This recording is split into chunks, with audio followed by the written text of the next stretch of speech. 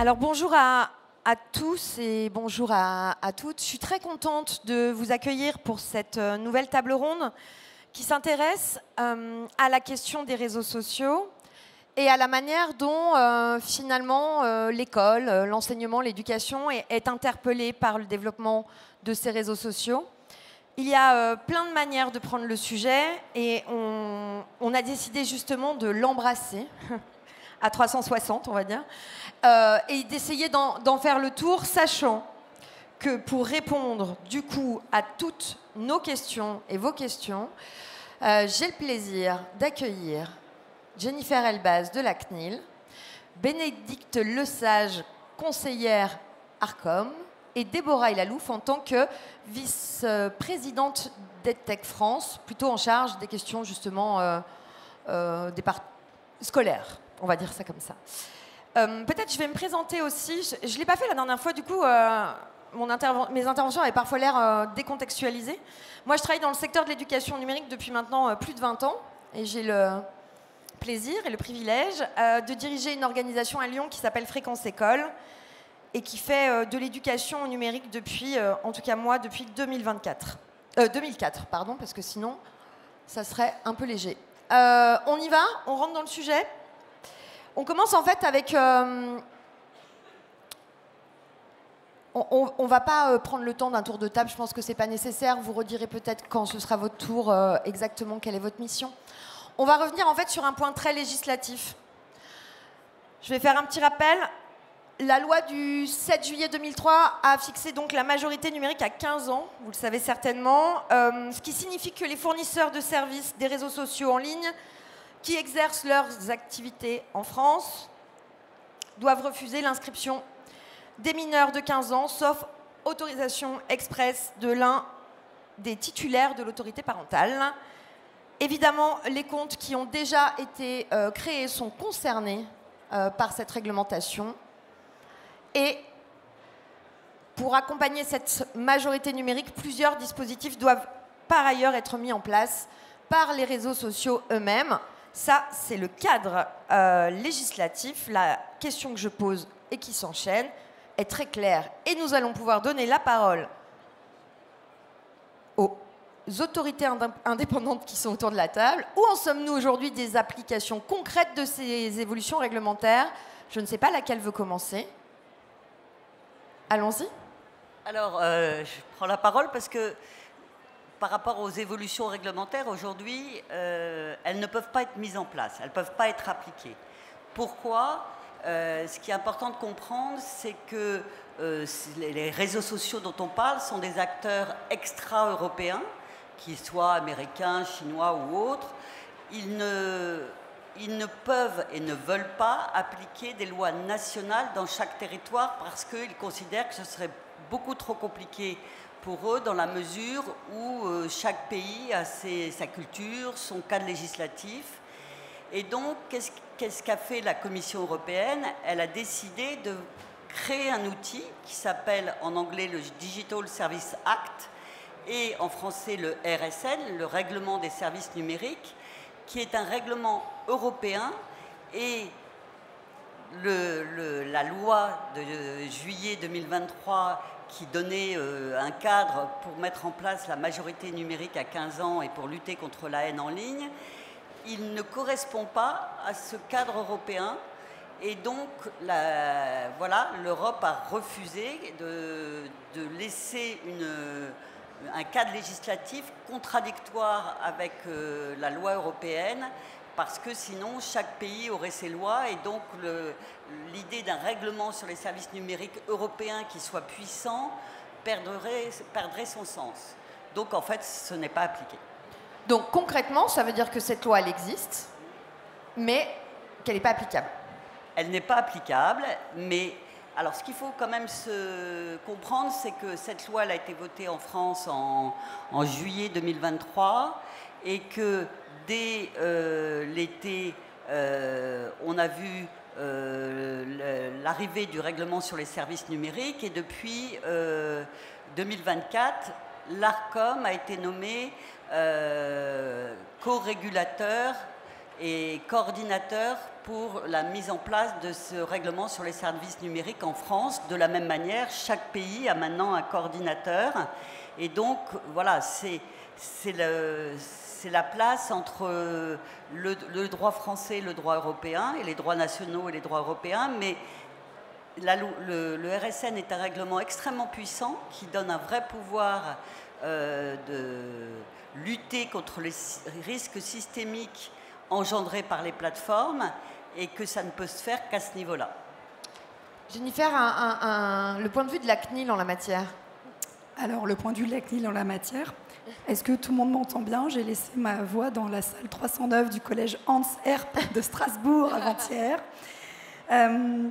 En fait, cette loi, elle s'inscrit dans un arsenal juridique qui vise à protéger les mineurs. Donc effectivement, en l'état, elle n'est pas applicable pour l'instant, même si le gouvernement français va tout faire pour qu'elle le devienne et pour que la Commission européenne, effectivement, accepte cela. En tout cas, on peut aussi se dire qu'il y a eu d'autres lois, comme la loi Studer, je vous le rappelle. Il y a eu une modification du Code de l'éducation pour éduquer au numérique. Donc en fait, on a un arsenal juridique. Cependant, ce dont il faut être conscient aussi, c'est que l'arsenal juridique, et même si nul n'est censé ignorer la loi, doit être accompagné d'informations, de communication, pour qu'on ait une appropriation en fait, des lois par les jeunes et les adultes qui les entourent. Donc, voilà ce que je peux dire sur cette question-là. Et en fait, le RGPD, donc nous à la CNIL, on défend donc le règlement général pour la protection des mineurs. On est sur les questions de la vie privée et donc des données personnelles. Je vous rappelle que les données personnelles concernent tout le monde. C'est un sujet qui n'est pas évasif, qui concerne seulement quelques-uns. Les données personnelles, c'est nous, c'est notre nom, notre prénom, notre vie privée. Et donc, ce qu'on peut se dire, c'est qu'on a un enjeu d'appropriation citoyen et global. Ça dit quand même que du coup, on a un enjeu de clarification aussi du cadre réglementaire. Est-ce qu'on a des échéances quand même et je t'en prie, Déborah, si tu veux. Mais est-ce qu'on a des échéances à venir? Est-ce que, par exemple, on est capable de dire 2027, le RSN, il sera clair, il sera applicable et on aura un cadre législatif lisible? Le RSN, il est déjà applicable, sachant que pour le moment, la priorité au niveau européen, pour le RSN, ça a été dans un premier temps la lutte contre la désinformation, sachant qu'il y avait on a eu un certain nombre d'élections en France, il y en a eu dans d'autres pays, il y en a eu aux États-Unis, et donc la Commission européenne a considéré que dans un premier temps, la lutte contre la désinformation était indispensable pour ne pas fausser le jeu démocratique des élections. Et donc, ça a été une des priorités du RSN et donc de la Commission européenne. Après, on a bien sûr la priorité de la protection des mineurs et donc de lutter contre les harcèlements en ligne, lutter contre tout ce qui est fake news, tout ce qui est toutes les dérives permises par les réseaux sociaux et qui impactent les mineurs. Et ce qui est important de savoir, c'est que dans le cas du RSN, l'ARCOM doit nommer des signaleurs de confiance qui seront des relais pour les citoyens quand ils ont un problème sur les réseaux sociaux, ce qui leur permettra aux citoyens, via les signaleurs de confiance, d'avoir quelqu'un qui connaît bien le fonctionnement des réseaux sociaux, qui peut alerter très rapidement les réseaux sociaux en cas de harcèlement ou autre sur ces réseaux. Et donc, le premier qu'on a nommé, c'est pas un hasard, c'est une association qui s'appelle e-Enfance, parce qu'on s'est dit, c'est fondamental d'avoir un premier signaleur de confiance qui soit un relais pour chacun d'entre nous quand une problématique surgit pour un mineur sur les réseaux sociaux. Alors, j'ai une deuxième question qui est un peu étrange, vous allez peut-être voir. En fait, quand on parle du cadrage juridique de la défense des droits des enfants et des mineurs en lien avec les réseaux sociaux, en fait, on oublie certains autres droits, qui sont ceux de par ailleurs, de la Convention internationale des droits de l'enfant. En fait, les enfants, ils ont aussi le droit d'accès à l'information et le droit à l'éducation. ils ont le droit à la liberté d'expression et ils ont le droit d'être entendus. Et dans les travaux qui sont menés parfois, qui visent en fait à protéger les mineurs sur Internet, et bien finalement, on se rend compte qu'il y a aussi beaucoup de programmes qui visent à les décourager, voire à les empêcher de publier. Ça veut dire que, par exemple, si on dit majorité numérique à 15 ans, ben en fait, ils n'ont pas le droit d'expression, en tout cas sur ces plateformes, avant 15 ans, si leurs parents n'ont pas expressément donné leur autorisation, en tout cas dans ce cadre théorique. Je voudrais savoir ce que vous en pensez. Déborah, peut-être. Alors, je voulais ajouter, effectivement, ces autres droits sont fondamentaux. Et je reviens de manière obsessionnelle avec ma double casquette d'entrepreneur de l'éducation et là-dessus de représenter la filière EdTech qui défend le fait de pouvoir se mettre au service de la performance éducative, mais de défendre aussi la souveraineté numérique française et européenne dans un cadre éthique et dans le cadre de respect des données. Le fait d'informer ces éléments-là. Effectivement, comme ça a été mentionné, les réseaux sociaux sont théoriquement interdits au moins 13 ans et avec une majorité numérique à 15 ans. Il convient d'informer, de sensibiliser les parents et l'écosystème des droits et devoirs que l'on a en tant que parents et du côté des institutions éducatives. Et je voulais me permettre d'ajouter quelques autres droits qui ne sont pas encore inscrits dans le cadre du droit, mais le rapport du CNN l'année dernière sur l'économie de l'attention, puisqu'on parle de réseaux sociaux, mentionnait de nouveaux droits, et certains, selon moi, mériteraient d'être débattus, comme le droit d'être informé sur les dispositifs de captation de l'attention, le droit de paramétrer les contenus et les émetteurs, et le fait d'éduquer, bien sûr, les jeunes et les parents donner et du les pouvoir éducateurs. aux jeunes pour pouvoir aussi agir eux-mêmes sur les réseaux. Redonner alors c'est le motto d'Internet sans crainte, un des programmes que j'anime, qui est donner aux jeunes la maîtrise de leur vie numérique, mais effectivement donner des leviers éducatifs qui permettent de remettre au cœur du dispositif l'utilisateur et quand il s'agit des jeunes, les adultes qui les accompagnent. Oui, on peut peut-être, côté RGPD, pardon de revenir sur ce règlement, mais en fait, le règlement n'interdit pas grand-chose et permet les autres droits. L'écriture des lois se fait dans l'équilibre des droits et les uns avec les autres, l'articulation. Donc, ce qu'on peut se dire, c'est qu'il y a une forme de logique qui n'est pas censée priver les enfants de droits. Et les travaux qui sont menés le sont toujours avec une perspective qui lie en fait toutes les autres, c'est celle de l'intérêt supérieur de l'enfant. Je vais vous donner un exemple sur le fait que l'articulation entre les droits. Donc, nous, à la CNIL, on crée des ressources pédagogiques avec les cibles. Donc, on a fait des ressources pour les enfants de 8 à 10 ans et leurs prescripteurs. Donc, on les a fait avec les enfants, avec les parents, avec les enseignants. Et on a fait un jeu de cartes. Et dans le jeu de cartes, pour expliquer la protection de la vie privée, donc la protection des données personnelles, on a une carte, on va le faire là tout de suite ensemble, une question qui est, avec ma classe, nous avons chanté devant le monument aux morts en mémoire des victimes de la Première Guerre mondiale. Le lendemain, on était tous en photo dans le journal. Réponse A, c'est normal. Réponse B, c'est pas normal. Eh bien, la réponse, c'est que, comme la classe participait à un événement public, le journal a tout à fait le droit de publier sa photo, parce que sa mission, c'est d'informer. Donc, bien sûr qu'il y a une articulation et que le but du jeu, c'est de ne surtout pas priver les enfants d'un quelconque droit.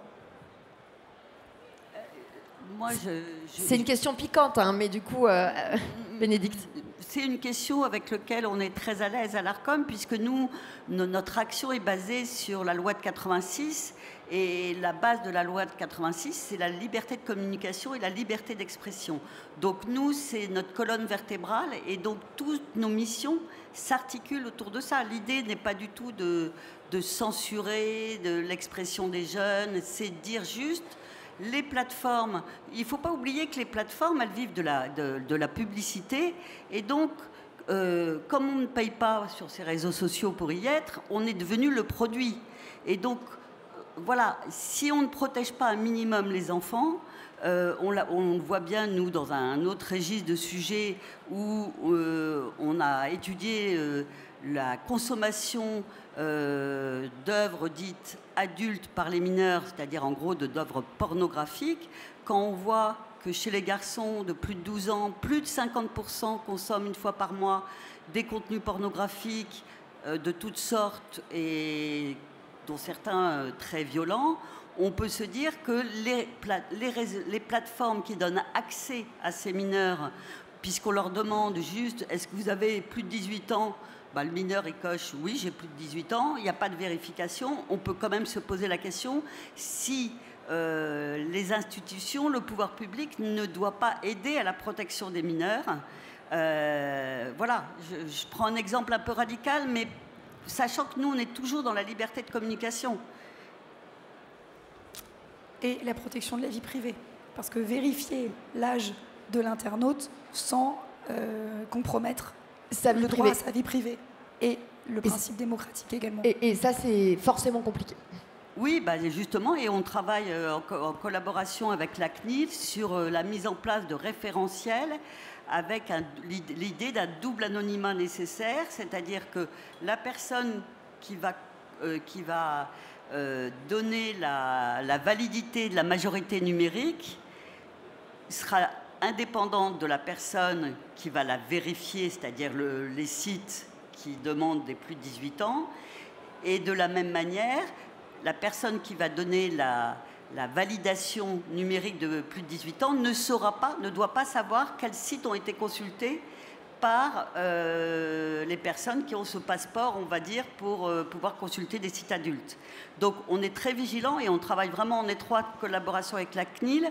Pour le moment, on a un dispositif transitoire avec un paiement de 0 € par carte bancaire parce que les systèmes se mettent en place.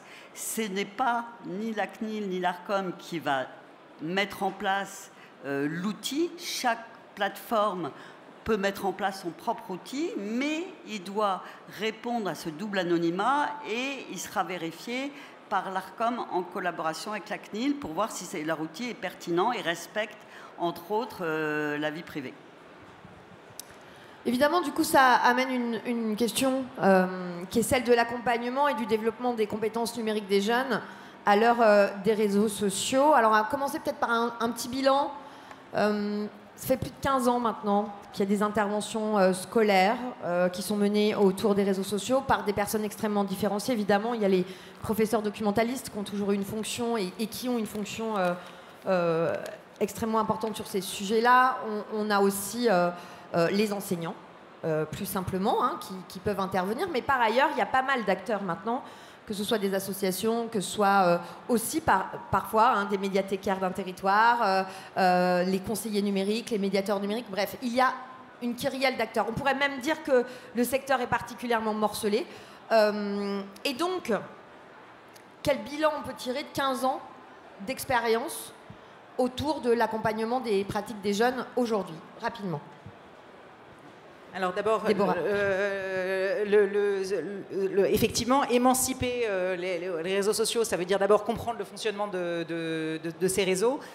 Je ne sais pas si je parlerai de 15 ans d'action de manière permanente, parce que c'est venu de manière extrêmement progressive. Oui, assez itératif. Mais moi, je pense que ça fait plus de 15 ans. Mais effectivement, on appelle en tout cas une généralisation de ces actions et du développement des compétences numériques des enfants et des adolescents. Alors je vais me faire l'écho des actions à la fois côté EdTech France avec un certain nombre d'acteurs récents, Spicy sur l'éducation aux médias, Silex sur l'éducation à la sexualité, puisque vous évoquez. Côté Tralalaire, Internet sans crainte, c'est un programme qui est effectivement déployé depuis plusieurs années, mais ça fait quelques années que c'est généralisé. L'année dernière, on a touché plus d'1 million de jeunes, et avec une mesure d'impact quantitative et qualitative, on voit qu'il y a des vraies évolutions. Il y a des vraies évolutions à la fois sur les perceptions des adultes et de la nécessité de cet accompagnement, et sur la maturité des jeunes. Petite anecdote, j'ai fait tout récemment une intervention un peu en miroir, avec d'un côté une intervention auprès de formateurs d'une académie, des gens de bon niveau, sur réseaux sociaux, intelligence artificielle et la frontière de la machine et de l'humain. Et de l'autre côté, une intervention auprès de jeunes, de publics variés, dans un établissement. Et des deux côtés, le niveau de regard critique sur les usages étaient relativement équivalents. Et je ne dis pas ça du tout de manière négative pour les formateurs de formateurs.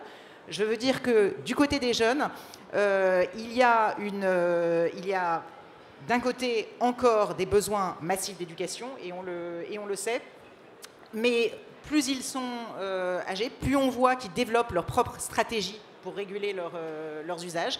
Ils nous ont donné un certain nombre de très très bonnes idées d'éducation, on y viendra peut-être tout à l'heure, mais de pistes sur comment les éduquer mieux que de faire de la prévention danger à l'école, mais les éduquer positivement à leurs usages.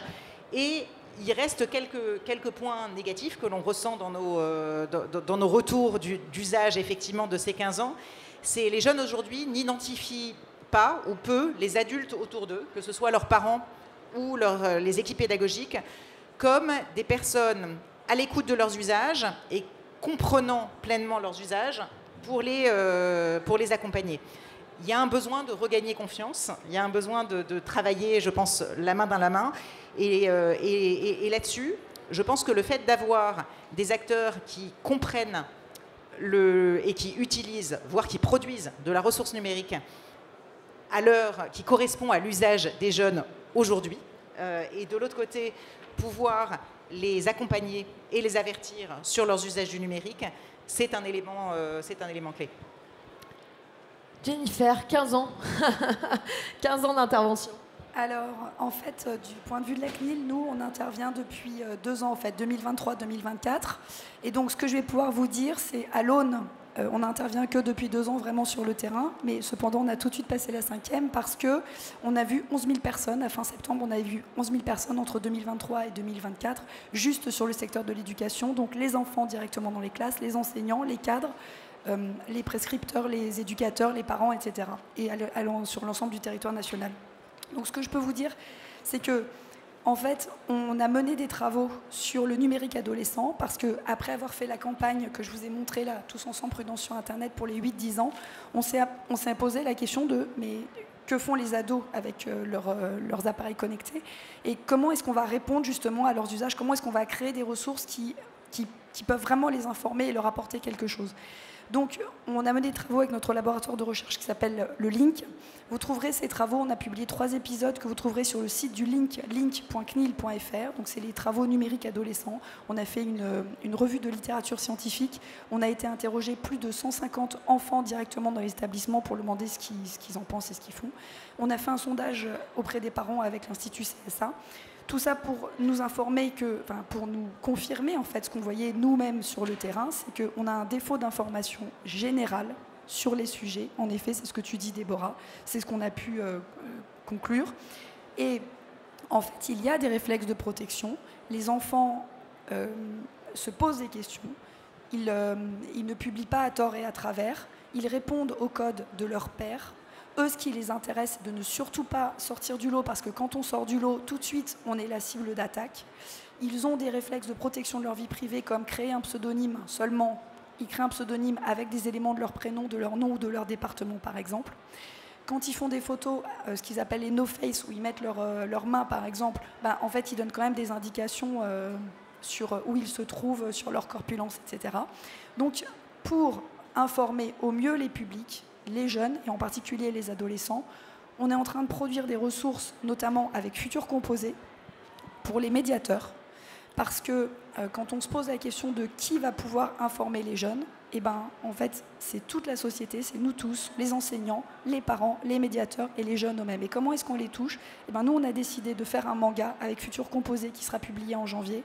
On a décidé de faire une ressource qui est testée là pendant toute une année scolaire. C'est une manière de travailler qui est un petit peu différente. Futur Composé a construit un extraordinaire socle qu'on met sur 4 territoires d'expérimentation pendant toute l'année scolaire, et on sortira officiellement fin juin cette ressource qui sera à disposition de tous les médiateurs.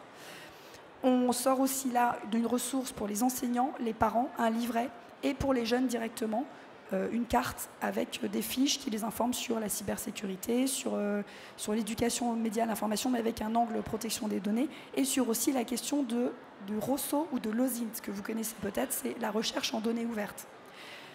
En fait, on s'est aussi rendu compte qu'il fallait créer des supports papier, c'était très bien, mais il faut aussi créer du numérique pour aller toucher les jeunes là où ils sont. Et donc, la Commission européenne, on a soumis un dossier qu'on a obtenu, on a un financement européen, donc on est en train de créer une application à l'échelle européenne avec les autres CNIL à l'échelle de l'Europe, la Pologne, la Hongrie, le Luxembourg, etc., la Catalogne, l'Espagne. Donc on est en train de fabriquer une application vraiment designée pour les jeunes qui va les aider à concrètement protéger leur vie privée en vérifiant les mots de passe qu'ils ont mis en place sur leurs réseaux sociaux, le pseudonyme, les aider à comprendre comment on construit un vrai pseudonyme, une photo de profil, etc. Et puis leur donner des clés, justement par rapport à ce que tu disais, par rapport à l'adulte de confiance, dont on s'est rendu compte, c'est que les jeunes sont très seuls dans leur expérience numérique. Et ils sont très seuls par rapport à leur quotidien et à ce qu'ils vivent. Ce que nous, adultes, on considère comme une broutille, pour eux, ça prend une proportion pas possible, parce que n'oublions pas que l'adolescence, c'est quand même ce moment de la vie où on est coincé pendant 8 heures par jour avec 25 personnes qu'on n'a pas choisies dans 20 mètres carrés à apprendre des choses vers lesquelles nous, personnellement, on ne serait jamais allé et sur lesquelles on est interrogé régulièrement toutes les semaines. Donc cette période de l'adolescence, ce n'est pas une période anodine de la vie, et donc on se doit de créer des ressources qui répondent à cette période particulière de la vie. Un petit mot peut-être juste pour commencer par rebondir là, sur ce qui vient d'être dit, moi je pense qu'il ne faut pas non plus diaboliser les réseaux sociaux et le numérique. L'adolescence, c'est un moment où on a besoin de transgresser, on a besoin d'avoir son monde à soi. Et aujourd'hui, ce monde à soi des adolescents où les parents n'interviennent pas, les adultes n'interviennent pas, leur jardin secret, si on veut être un peu dans la poésie, dans un terme un peu désuet maintenant, eh ben, c'est les réseaux sociaux. Et ça leur permet d'échanger avec leurs amis, ça leur permet d'échanger des contenus qui les intéressent, ça leur permet, quelquefois pour l'école, de travailler ensemble, ça leur permet de découvrir des univers. Donc, je pense qu'il faut sortir de l'idée d'une diabolisation des réseaux sociaux. Donc, qu'est-ce qu'on fait? Alors, j'ai digressé un peu, je suis désolée, hein, mais je pensais que c'était important de le dire. Alors, à l'ARCOM, en tant qu'autorité de régulation des médias audiovisuels et numériques, nous, on travaille depuis de longues années sur l'éducation aux médias et l'information, et aujourd'hui, l'ARCOM a même créé le groupe de travail que je préside, entre autres spécifiquement sur cette question, pour dire l'importance qu'on attache à cette éducation aux médias. Alors, nous, on agit de 3 manières différentes. D'abord, on demande aux médias audiovisuels avec qui on a des conventions, quand ils se font attribuer une fréquence de télévision, des fréquences TNT, on leur demande dans leur convention de mettre en place un certain nombre d'actions pour former leur public, alors c'est les jeunes et les moins jeunes, à l'éducation aux médias. Alors ça peut être comment expliquer la fabrication de l'information, comment expliquer la vérification de l'information et détecter les fake news. Ça peut être un tas de sujets. Alors ils font des ateliers quelquefois dans les écoles, ils font venir des jeunes dans leur salle de rédaction, ils leur font faire des sujets. Voilà, et chaque année, nous, on fait un bilan de toutes les actions de ces médias audiovisuels. Et dans ce cadre-là, j'aimerais bien saluer particulièrement le travail que font les radios locales associatives, qui sont vraiment sur le terrain, qui sont toujours auprès d'une petite quantité de population, mais extrêmement ciblée. Ça peut être... effectivement, ils font des interventions dans les établissements scolaires, mais pas que. Ça peut être dans des communautés spécifiques, face à des gens qui sont très loin du numérique et à qui il faut permettre de participer à notre monde d'aujourd'hui où le numérique a une place prépondérante. Ça peut être dans les prisons, ça peut être dans des zones rurales très éloignées où ils ont des bus des bus radio pour aller faire découvrir l'outil de la radio, écouter des paroles, enseigner l'usage de la radio. Donc ça, c'est pour les médias audiovisuels. C'est une de nos actions. Je vais aller plus vite après.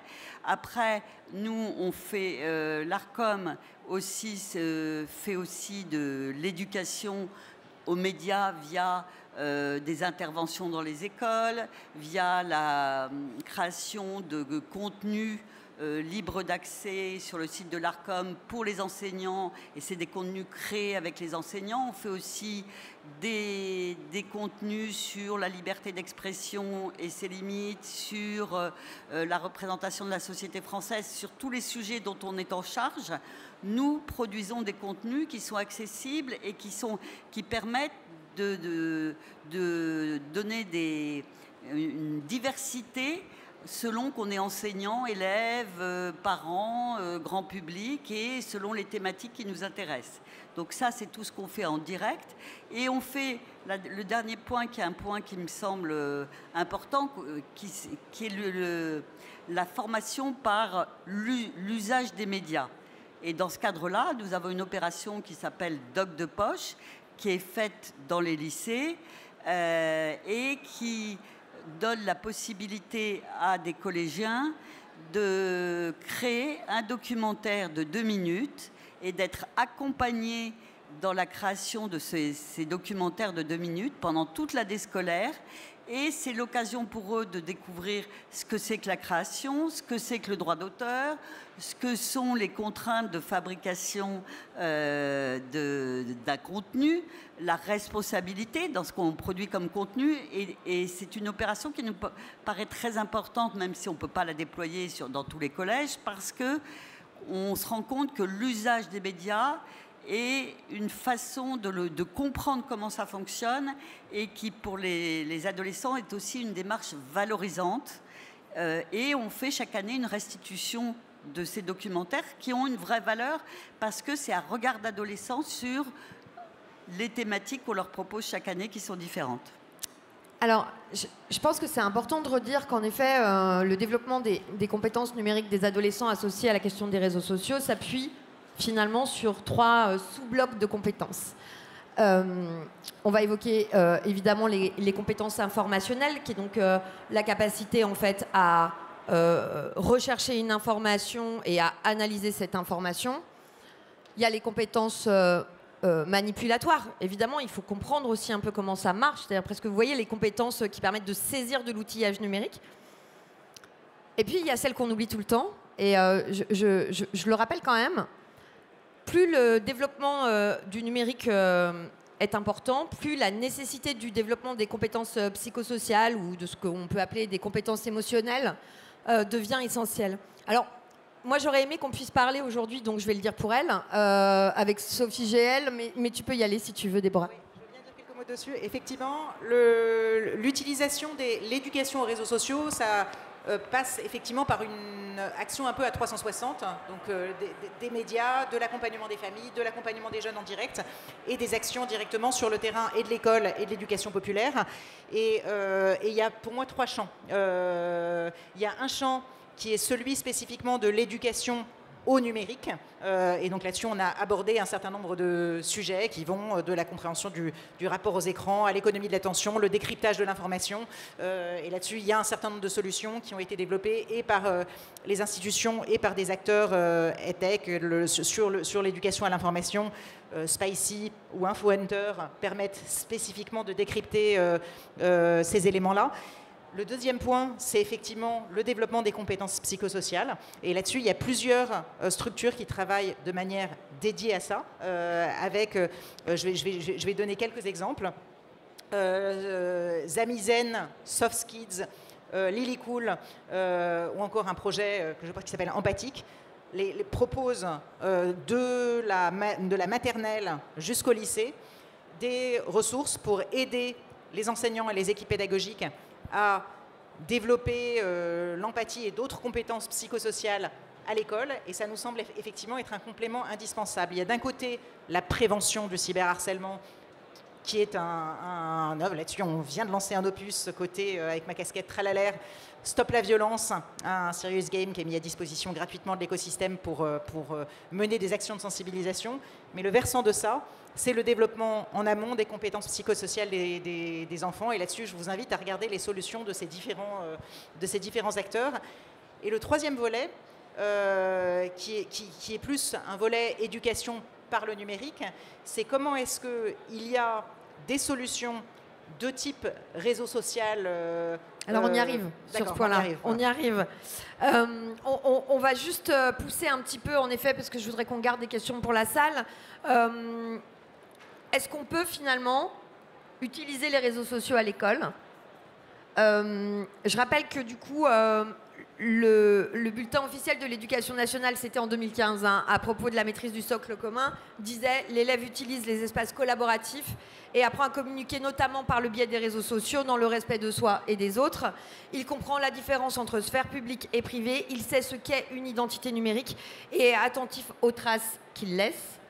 Ça, c'est donc le bulletin officiel 2015. Mais en même temps, un autre exemple, hein, il y a un marché en cours porté par le département de la Haute-Savoie dans le cadre d'un projet européen, pour ceux que ça intéresse d'ailleurs. Il s'agit de développer, de travailler du coup avec des établissements scolaires autour de la production d'informations avec des adolescents diffusées sur les réseaux sociaux. Moi vraiment, hein, je vous dis, hein, je m'interroge. C'est-à-dire, soit on le fait bien, chacun a un compte, et donc on contrevient complètement à cette histoire, au cadre législatif qu'on a annoncé précédemment, soit on le fait pas bien, on fait un compte de classe, collectif, et donc en fait on n'apprend pas aux élèves à bien se saisir en fait de ce qu'est une identité numérique et de la manière dont on utilise les réseaux sociaux. Du coup vraiment ça m'interroge, et Déborah une réaction, puis hop, et on enchaîne. Alors d'abord, une réaction rapide. Oui. Est-ce qu'il n'y a pas une troisième voie qui est soit je déroule Insta et TikTok à l'école, en classe, et j'inscris des enfants qui ont moins de 13 ans ou des jeunes sans consentement parental aux médias sociaux, ce qui effectivement peut interroger. Et là-dessus, j'appelle à faire l'indistinction entre les réseaux sociaux susceptibles de capter les données des jeunes, de marcher sur... et là-dessus, le rôle de l'école n'est pas forcément de les inscrire et de les accompagner dans cette inscription. En revanche, il y a tout un élément d'éducation qui peut passer par au moins deux biais. Il y a l'éducation au paramétrage, par exemple, le fait d'apprendre ça à l'école, c'est possible de le faire en découvrant les process qui permettent de redonner le contrôle à l'utilisateur. La deuxième voie, c'est le fait de faire des travaux, je l'évoquais tout à l'heure, sur l'éducation aux médias et à l'information, mais qui permettent aux jeunes de produire sur des supports qui ne sont pas forcément les réseaux sociaux qu'ils vont utiliser en dehors. Oui, mais en fait, on voit bien qu'à un moment donné, c'est intéressant de les faire travailler sur des plateformes où ce qu'ils vont faire sera vu. Absolument. Mais là-dessus, c'est possible de faire tout un travail de préparation et de production qui les éveille à. Et le troisième élément, c'est, comme je disais, il existe des réseaux sociaux pédagogiques qui sont l'occasion d'expérimenter un petit peu autre chose. Je vais citer une entreprise qui s'appelle Big Up, qui fait un réseau social éducatif pour faciliter l'apprentissage des langues en mettant en contact avec des correspondants. On est dans une expérimentation respectueuse du RGPD, du cadre et de l'ensemble des éléments fondamentaux de respect des droits, et qui permet de se mettre à... Et le dernier élément que je voudrais citer, c'est dans la dernière réunion qu'on a eue de préparation du Safer Internet Day, puisque je voulais rebondir sur un élément qui est solliciter les jeunes et le droit au fait d'être associés aux ressources qui vont aider à les éduquer pour prendre en compte leurs usages. On a fait quelque chose de très fort l'année dernière. On a mis des jeunes directement pour interpeller et les acteurs des médias sociaux et les politiques, et leur poser eux-mêmes des questions. Alors évidemment, c'est des jeunes des classes qui avaient été préparées pendant l'année, et ils ont interpellé les acteurs de manière assez géniale, de manière très mûre, et ils nous ont aussi donné des idées de choses à faire avec eux, et donc sur lesquelles qui font l'objet de rebondissements et d'actions de diffusion à grande échelle aujourd'hui. Et l'un des éléments qu'ils nous ont demandé, c'est est-ce qu'on peut utiliser notamment le temps scolaire qu'on a pour dompter nos algorithmes. C'est-à-dire qu'aujourd'hui, nous apprendre comment faire. Aujourd'hui, on a des sollicitations et des recommandations qui nous orientent vers des contenus dont ils ont conscience que ce ne sont pas forcément les contenus les plus stimulants qu'ils peuvent avoir et vers lesquels ils puissent aller. Mais la question qu'ils posent, c'est comment est-ce qu'on peut faire pour que dans ces temps-là, il y ait du partage de contenu positif, et d'éléments positifs. Et il y a beaucoup de numérique positif éducatif, et peut-être que c'est aussi la place de l'école. Jennifer, je t'ai vu, ah mince, c'est vrai. Est-ce que le département de la Haute-Savoie, qui est peut-être là, allons-y. Alors, j'ai une réponse en 2 points. Le premier point, c'est la CNIL vous parle. Inscrire des enfants sur un réseau social dans le cadre de la classe, la question qu'on peut se poser, c'est est-ce que des données personnelles sont collectées? Où vont-elles être stockées? Pendant combien de temps? Qui a accès aux données et comment sont-elles sécurisées? Qu'est-ce que les enfants vont dire d'eux? Quelle est l'identité numérique qui va passer à travers ce travail-là? Bon, ça, c'est une première chose. La deuxième, c'est que justement, dans le parcours de médiation qu'on est en train de faire avec Futur Composé, avec vraiment une merveilleuse équipe, on est parti des usages des enfants, de cas concrets, de ce qu'ils vivent dans leur vie, en fait, de tous les jours, en allant dans les classes, en leur posant les questions, et en fonction de ces situations réelles qui sont vécues, en changeant les prénoms, entre guillemets, on va décortiquer justement ces questions de l'identité, ces questions du droit, ces questions de protection de sa vie privée, et de quand ça se passe mal, qu'est-ce que je fais? À qui je peux m'adresser? Comment ça peut se passer? Donc, en fait, la question que tu poses aussi, c'est est-ce qu'on peut apprendre à nager en dehors de l'eau, sans être dans une piscine? On peut au moins se poser des questions et faire avancer le sujet, j'imagine. Alors, on en pense quoi, du coup, du côté de l'ARCOM, d'un projet qui viserait à utiliser ces réseaux en classe pour produire de l'information? Moi, je vais reprendre ce que je disais tout à l'heure, c'est que on ne va pas diaboliser les réseaux sociaux, et aujourd'hui, l'environnement est numérique. Donc, si on ne donne pas la place au niveau de l'éducation nationale, mais pas seulement, c'est-à-dire qu'on ne peut pas faire porter tout le poids de l'éducation numérique sur les épaules certes larges de l'éducation nationale, mais ils ont beaucoup de choses, ils ont d'autres choses aussi, d'autres connaissances à mobiliser. On ne peut pas. Moi, je pense qu'on est dans les écoles déjà éveillé à l'esprit critique. C'est un point très important dans les compétences qui ne sont pas technologiques, mais qui sont cognitives. Comprendre ce que c'est un biais cognitif, justement. Comprendre en gros comment cette économie de l'attention des réseaux sociaux agissent sur la construction de notre cerveau, la construction de notre personnalité, sur éventuellement l'enfermement dans des bulles où si on a des problèmes de poids, on va voir que des contenus qui concernent ce problème de poids ou sur d'autres thématiques. Donc, je pense que l'éducation nationale ne peut pas ne pas s'intéresser à cette formation et à cette compréhension des algorithmes, voilà, on a cité un certain nombre de points. Donc effectivement, moi je rêverais de pouvoir faire la cartographie de toutes les empreintes, toutes les traces numériques que j'ai laissées. Et je fais partie d'une génération de dinosaures qui n'a pas utilisé jeune les réseaux sociaux, de toutes les traces numériques que j'ai laissées pour me rendre compte, et je pense que c'est monstrueux. C'est-à-dire que quand on fait un achat, quand on regarde un site, etc. Et je pense que toute cette prise de conscience, elle doit être au niveau de l'école, mais elle doit aussi être accessible en dehors de l'éducation nationale pour les jeunes dans d'autres sphères où c'est moins descendant, c'est moins l'autorité qui dit il faut travailler comme ci, il faut regarder le numérique comme ça. Et on voit qu'il y a un certain nombre d'associations partout en France et un certain nombre de lieux qui l'éducation populaire, les lieux d'information jeunesse, et donc il y a bien une articulation à penser. Voilà, et qui ont une approche, je dirais, qui est peut-être plus à hauteur, à l'horizontalité, d'écoute aussi, parce que c'est un besoin d'écoute des jeunes sur d'où ils sont et pas ce qu'on veut leur descendre. Et voilà, et donc nous, quand on met des dispositifs en place, des ressources pédagogiques, on essaye de les construire avec les acteurs qui vont s'en servir, comme les enseignants, parce que ça nous semble indispensable aujourd'hui, les jeunes dans les collèges et tout au long de leur scolarité, ils sont formés à la conduite. D'abord, je ne sais plus comment ça s'appelle, BSR, ICSR, bon, peu importe les initiales.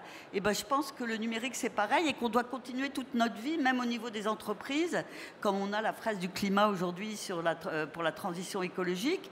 On doit continuer cette formation permanente parce que la technologie, je pense, va plus vite que nos capacités cognitives à nous adapter et à maîtriser notre humanité dans le cadre de cette technologie qui prend beaucoup de place. Je voulais juste rebondir sur cette notion. Alors très rapidement, Déborah, parce que d'horizontalité versus verticalité, pour dire que effectivement, il y a des inspirations à avoir de l'éducation populaire, mais aujourd'hui, dans le monde de l'enseignement, et là-dessus, je témoigne pour le million de jeunes touchés sur la sensibilisation, ça passe évidemment par des éléments où les enseignants eux-mêmes sont dans une dynamique qui consiste à faire parler la classe et à lancer le débat sur ces différentes dynamiques, et que les ressources qui ont du succès et qui les questionnent passe vers ces mécaniques-là, qui est de partir à chaque fois de leurs usages pour pouvoir se questionner. Oui, bien sûr. Juste pour répondre à ça, je ne remettais pas en cause du tout le rôle des enseignants qui font un boulot formidable. C'est juste qu'ils ne peuvent pas tout porter, on leur demande énormément. Et donc, il faut qu'on ne leur donne pas toute la charge sur les épaules. Les outils, les former. Et il y a une fresque des écrans sur le modèle de la fresque, effectivement, outils collaboratifs qui circulent. Alors peut-être juste, avant de donner la parole à la salle, il y a quand même une spécificité sur la question du numérique. Les travaux de Sonia Livingstone, qui est la chercheuse qui a porté une étude pendant plus de 20 ans, qui s'appelle You Kids Online, montre un sujet qui est assez étonnant. Une de ses conclusions est assez étonnante et elle est assez récente. L'avenir numérique des enfants est dans l'imaginaire, enfin en tout cas dans l'institution, dans les médias, un problème de parents. L'avenir numérique des enfants est un problème de parents. Et politiquement, cette idée-là, moi je trouve qu'elle est quand même questionnante. C'est-à-dire que ça voudrait dire en gros que soit on est dans une famille où on peut être positivement accompagné vers les usages numériques et la maîtrise de ces outils, soit on n'est pas dans une famille qui peut le faire. Donc il y a une question de justice sociale quand même. Ça tombe bien, on parlait de réseaux sociaux. Et donc ça veut dire qu'en fait, ça ne peut pas être qu'une question de parents. Et donc c'est une question de l'institution. Est-ce que vous avez... et donc oui, des enseignants, des acteurs, de l'intégralité des acteurs qui interviennent dans la vie des adolescents et des enfants. Est-ce que vous avez... Alors je vais me lever parce que j'ai besoin de vous voir. Est-ce que vous avez des questions? J'espère que vous avez des questions à ce stade. Il y en a une ici. C'est la première qui est la plus difficile. Monsieur, soyez bon. Posez une bonne question. Bonjour. Bonjour, donc je suis enseignant en ressources aux usages du numérique dans le primaire. Quand j'étais encore en classe, j'ai utilisé les réseaux sociaux très tôt avec ma classe, dès 2013, sur Twitter, parce que j'avais conscience qu'il y avait vraiment un enjeu de société qui se jouait. Et étant pédagogie Freinet, je me suis dit c'est important de faire comme Freinet avant moi, c'est de faire utiliser aux élèves le média que je veux critiquer. Donc lui, il le faisait à l'époque pour la presse écrite avec l'imprimerie. Et donc j'ai essayé de mettre ça en place. Il y a plein de choses à l'heure actuelle. Hein, on est avec un collègue à côté, on discutait de ça. Il y a plein d'initiatives qui sont faites sur la Twicté, sur... enfin voilà, je ne vais pas toutes les citer, mais il y a plein de choses. Et donc c'était pour revenir tout à l'heure pour dire quand on a de mal le faire parce qu'on le fait en groupe, c'est pas forcément vrai dans le sens où quand on le fait avec une classe, on accompagne la classe, on contourne un petit peu la loi dans le sens où c'est notre compte de classe qui est fait.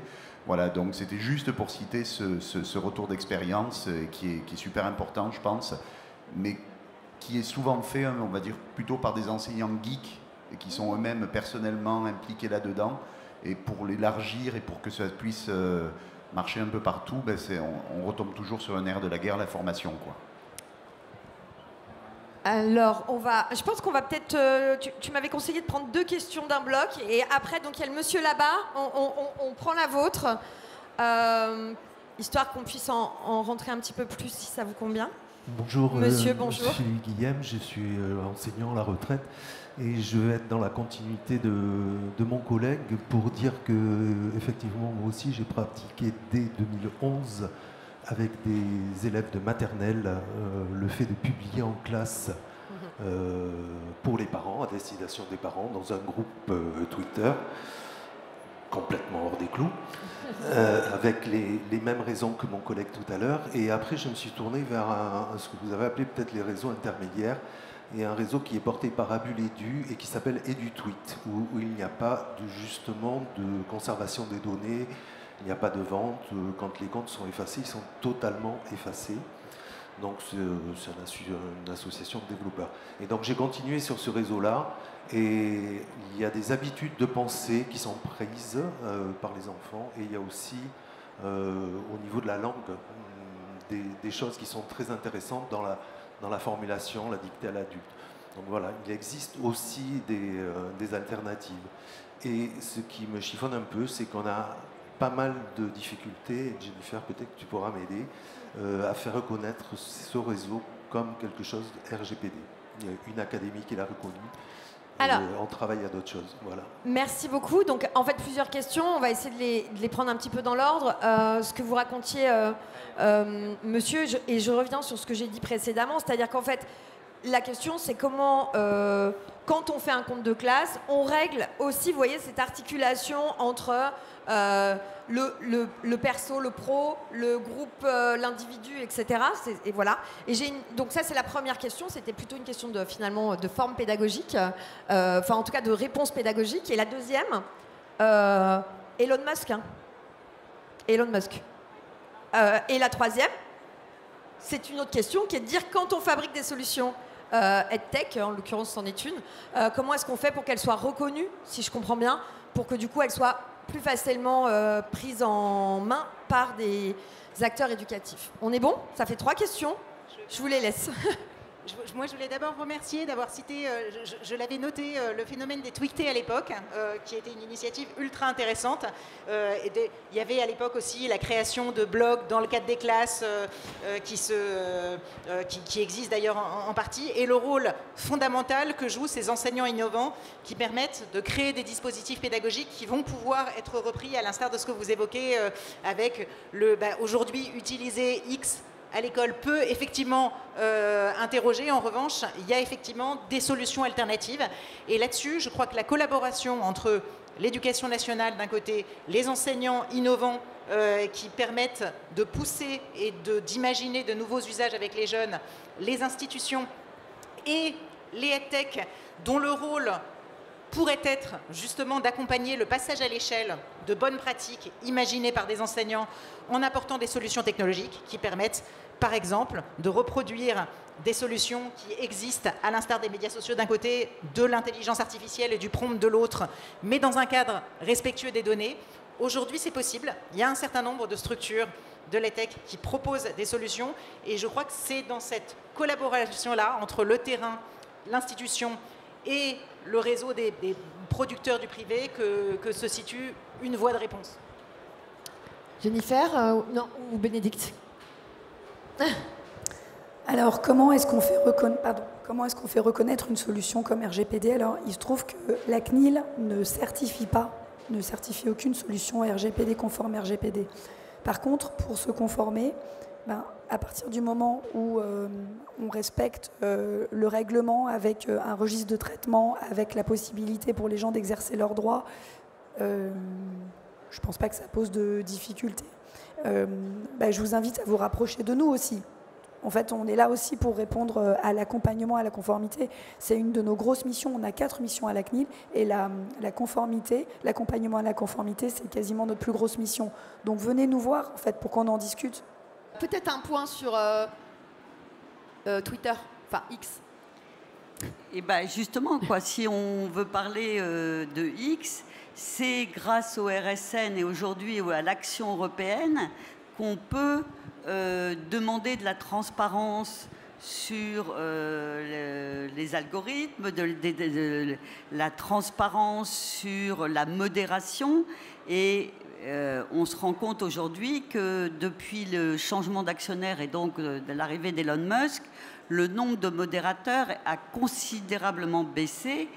Et on s'était interrogé après, je ne sais pas si vous vous souvenez de l'événement dramatique à Grenoble, où les vidéos de l'attaquant envers les enfants avaient beaucoup circulé sur Twitter. Et en fait, on s'est rendu compte qu'ils avaient un dispositif d'intelligence artificielle pour modérer, qui coûte moins cher que les humains, mais qui était ce jour-là en dysfonctionnement, et que quand c'est en dysfonctionnement et qu'on n'a pas le nombre suffisant de modérateurs, dont quelques-uns qui sont un peu quand même francophones pour comprendre la langue et comprendre ce qui se passe, et ben le système dysfonctionne totalement. Alors après, je dirais, il y a d'autres problématiques de Twitter liées à son actionnaire principal, à sa volonté d'utiliser les réseaux sociaux, je dirais, selon sa vision ultralibérale, etc. Mais ça, je dirais, c'est une vision d'entrepreneur, et que nous, on peut, Européens, justement avec ce règlement sur les services numériques, le mettre dans des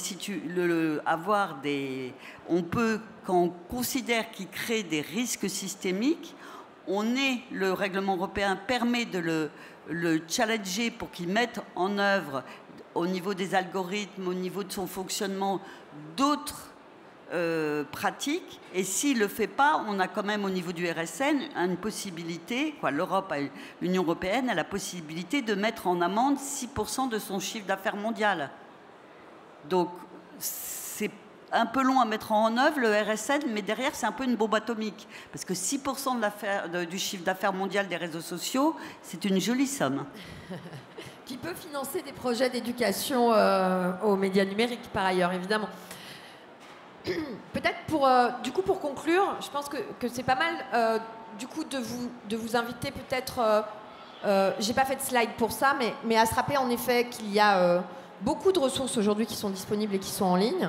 Des ressources sur le site de l'ARCOM, des ressources sur le site de la CNIL, donc je ne vais pas vous donner les détails des pages, sur celles, évidemment, sur le site d'Internet sans crainte. J'en profite pour dire que les travaux de recherche du LINC sont aussi accessibles.